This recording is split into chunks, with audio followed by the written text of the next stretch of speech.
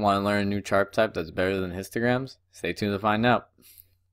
Hey, John Dacey's your data guide here, and today we're going to learn what, why, and how to use ECDFs. If you're a type of student that just wants to learn from reading the Jupyter Notebook, you're more than welcome to do so. Otherwise, let's get on with the show. So again, we're going to learn what an ECDF is, how to implement one in Python code, and how to interpret them. So ECDFs is a short abbreviation for Empirical Cumulative Distribution Function. Say that 3 times fast. And basically what it does is similar to a histogram where it shows the distribution of your data, but in a much more efficient manner. So before we get into reading and anything like that, let's first load our libraries. So pandas, NumPy, Matplotlib, and Seaborn. Seaborn mainly just to set the grids up. And the data we're going to use for plotting our ECDFs is this avocado data set from data.world, put on there by the leaders of the #MakeOverMonday project. Great project if you want to get into data visualization, and data.world is really cool for getting free data sets. So we're going to check out our data. For our purposes for plotting today though, we're just going to focus on the average price of a single avocado that was sold throughout multiple years. We're going to just check our data really quick, make sure count wise we check out, which we do. And we're just going to pull the years really quick just to see how many years this data was taken. So it looks like we only took it for 4 years. So from 2018 to the previous 3. So now, I did mention before that ECDFs are used to show the distribution of data just like a histograms. So you may be wondering, why not just stick to histograms? So I kind of said the same thing when I learned about these too. And then I showed what the benefit was, excuse me. And Justin Boyce from DataCamp, who has a shorter video on this, explained that histograms are good for distribution, but they suffer from this flaw called binning bias. So for example, if we take the average price and just put 5 bins, right, 5 categories for our histograms, the data looks pretty much unimodal, right? But the minute we switch to 25, it already becomes sort of bimodal almost, right? There's already kind of like these 2 peaks starting to surface. So the distribution views are very inconsistent depending on what bins you set this on, and that's just not good. You don't want inconsistency when you're viewing your data. You don't want to get one story versus another. You want the story and your distribution to be the same. And if we go further into 50 bins, that bimodal still becomes true. Sorry, those bimodal peaks. And even so, even these kind of split up a little bit. So we need consistency in your distribution. You don't want to be telling 2 different stories depending on how you look. So let's get into actually making an ECDF first, and then we'll actually see what it looks like, and then we'll start interpreting and see more of the benefits. So we're going to make an ECDF function that inputs data. We've got our little doc string here. And we're going to make the axes with these functions. This function again is used to get the axes for our ECDF plot. So just like a histogram, the x-axis is going to be the sorted data. So again, sorting our data from the lowest value to the highest value. And for the y-axis, we're going to set the percentages. In other words, percentage versus the rest of the data.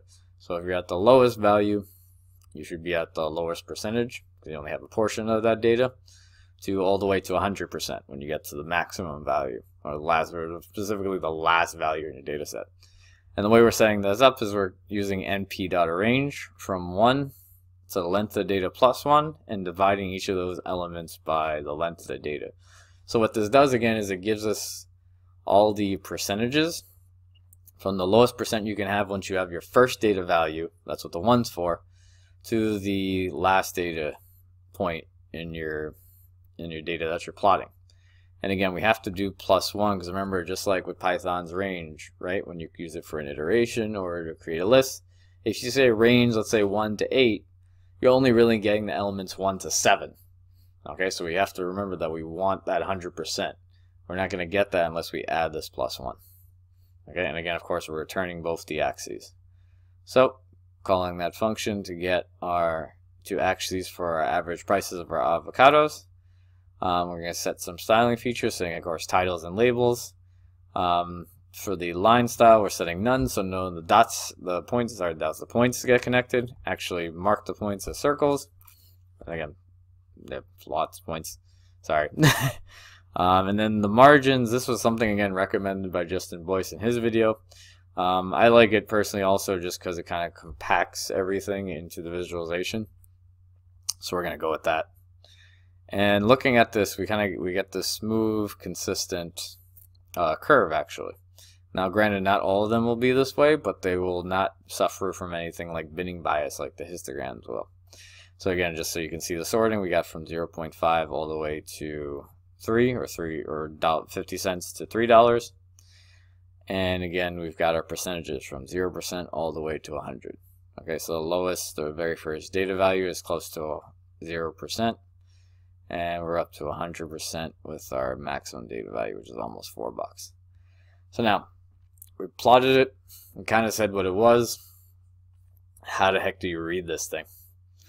And you may be confused a little bit, and that's perfectly fine. I was too, so I needed something a little more to help me scaffold into how it's reading this in order to find something similar to work with. And it turns out the normal distribution, if you learned about that, is very similar in as far as interpretation goes. So imagine, remember, your mean is the 50% mark of your data, right? Everything to the left of that mark is less than the mean, and everything to the right of the mark is greater than the mean. So let's just focus on the less than part. So let's say the mean price of the avocados was, let's say, $2, right? So that means 50% of the prices should be $2 or less. Okay, going, let's say, one more standard deviation, right, from the mean, that's about 84% of the data. And let's say that's $2.50. Then that means that 84% of your prices are $2.50 or less. Okay, again, going, let's say, one less standard deviation less than the mean, let's say it's $1.50, right? 16% of the data then is $1.50 or less, or again, clarify, 16% of the prices that are listed in the data set are $1.50 or less. Okay.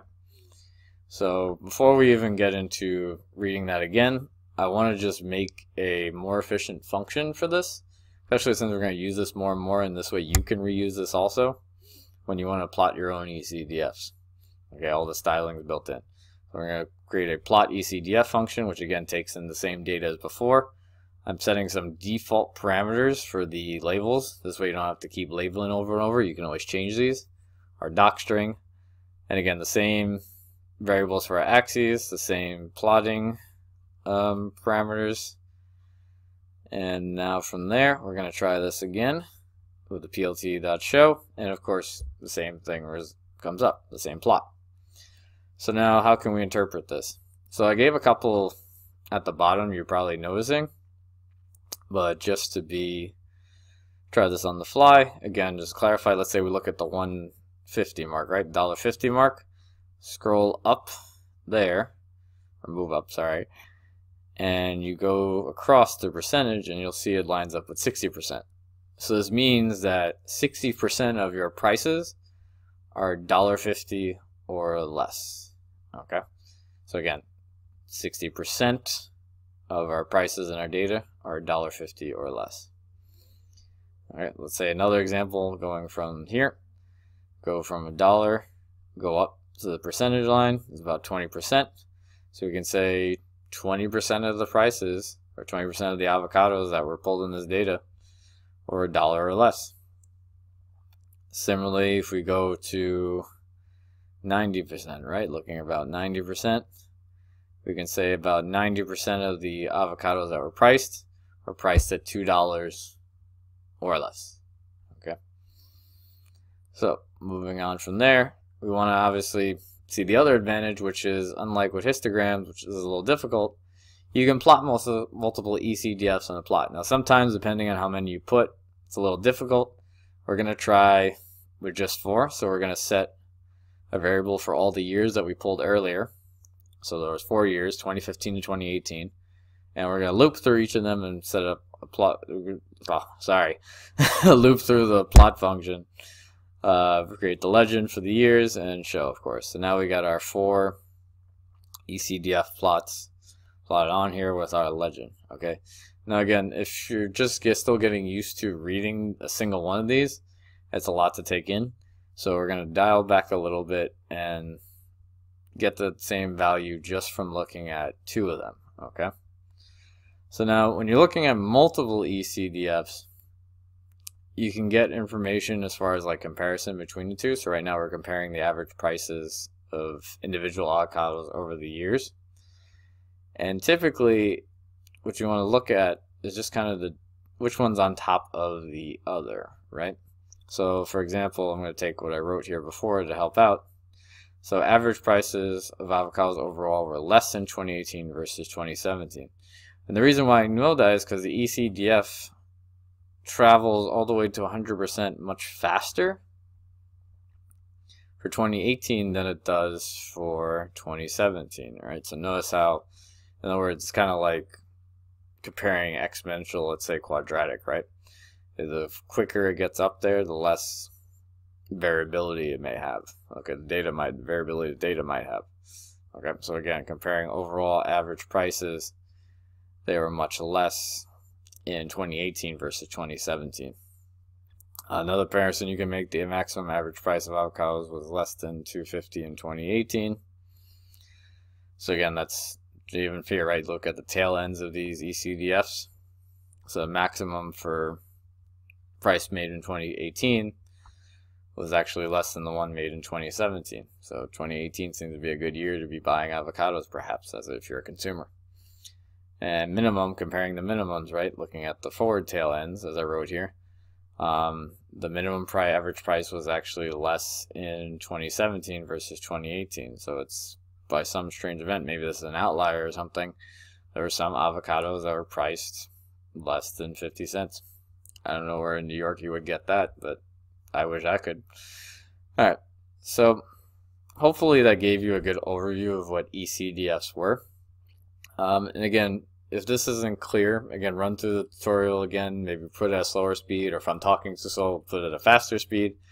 But this isn't going to sink in well until you actually plot it yourself. So I encourage you to take some of these practice exercises as examples you can run through yourself to actually get used to working with ECDFs, work with the function. So again, a few examples I put here is take some of the other numeric values. So going back, right, we had, where were we? We had other data values, right? You had the total volume of the avocados, maybe how many were small, large.